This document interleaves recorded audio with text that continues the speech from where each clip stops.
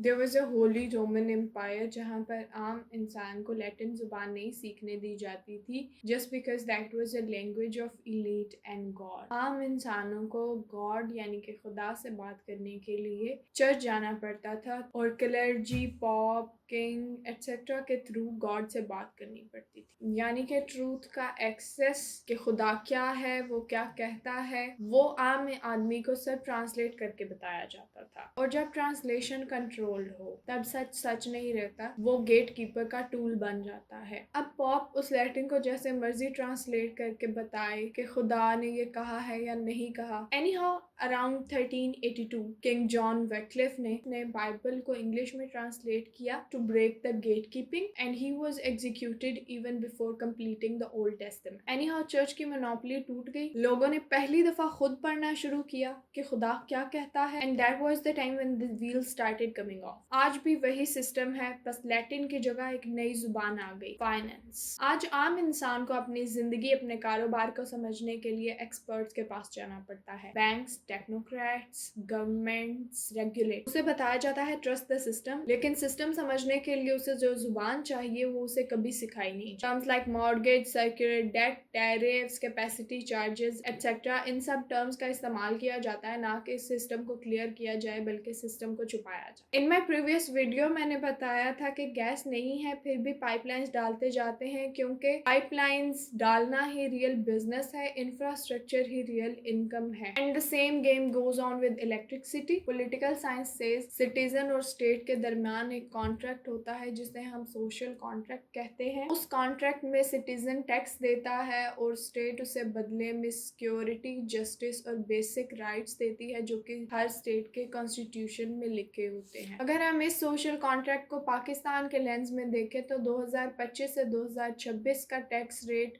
35%। Finland जैसे first world country में tax rate 57% है। इस टैक्स रेट का मतलब है क्रेडल टू ग्रेव सिक्योरिटी, जबकि पाकिस्तान में ना तो क्रेडल है और ना ही ग्रेव। यहाँ हम टैक्स देते हैं सिर्फ गरीब लोग, क्योंकि इलीट क्लास को तो हम टैक्स ब्रैकेट में ला ही नहीं सकते। We do not have that empowered system। गरीब आदमी को बदले में मिलती है पीक गर्मी में लोड शेड और गैस का एक्सेस तो उसके पास है ही नहीं। जान की सिक्योरिटी उसके पास नहीं है और अगर उसके साथ कोई मसला बन जाए तो वो लाहौर से लेकर कराची तक वो किसी भी थाने में बगैर रिश्वत दिए FIR जमा नहीं करवा। And the hell goes on. आज हमारे पास इंस्टॉल कैपेसिटी 45,000 मेगावाट से ज्यादा है। ऑन पेपर हम बहुत पावरफुल हैं and in reality state has no power to buy the electricity it has contracted for. जब सिटीजन बिजली का बिल पे करता है 50% एक्चुअल बिजली का बिल होता है, 10% डायरेक्ट गवर्नमेंट चार्जेस हैं and the other 39% are system का बोझ, surplus, surcharge, adjustment and date.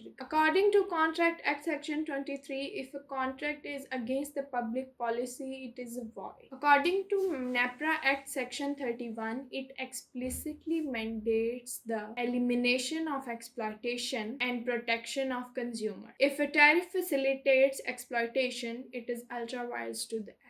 In 2024 CLC 744, the Supreme Court has established that electricity is the right to life. फिर भी स्टेट प्रोटेक्ट करती है कॉन्ट्रैक्ट्स को, लोगों को नहीं। मसला रिसोर्सेज का नहीं है, मसला जहालत का है, मसला अकाउंटेबिलिटी का है। हम अपने बच्चे की टॉफी पर भी टैक्स देते हैं, हम अपने सैनिटरी प्रोडक्ट्स पर भी टैक्स देते हैं, लेकिन हमें बदले में एक स्टेबल लाइफ भी नहीं मिलती। क्यों? क्योंकि हम सवाल नहीं करते। Thank you.